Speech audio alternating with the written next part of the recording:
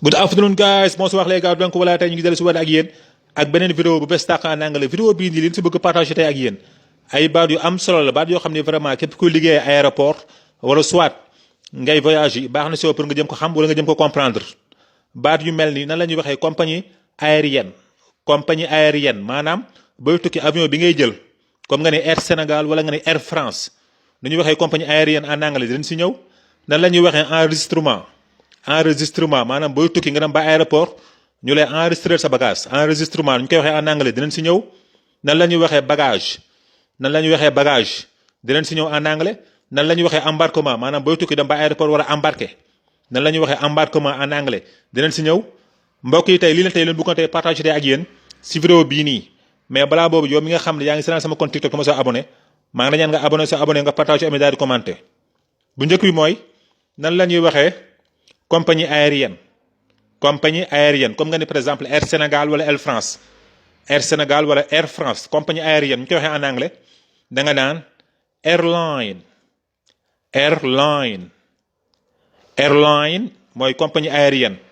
ni ñuy waxee enregistrement ñu koy waxee en anglais da nga naan check in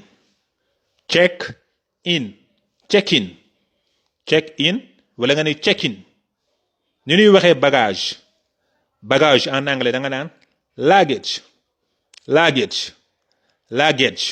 mooy bagage.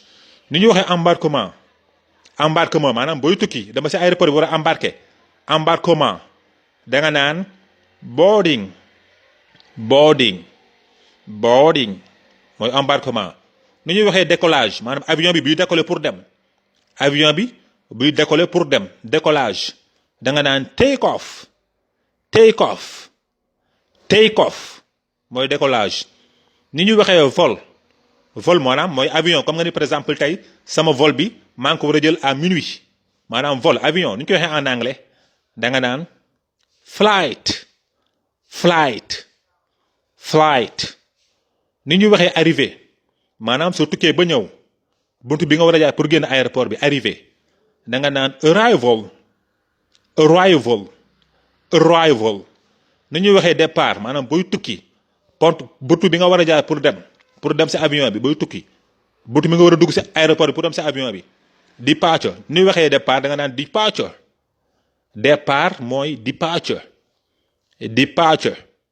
donc mbokk yi tey li leen bëggoon tey partage tey ak yéen si vidéo bii nii des na yeneen mots mais dañoo bëgg partage lii ak yéen ngeen jëm ko maîtriser ba beneen vidéo ñu mottali li si des.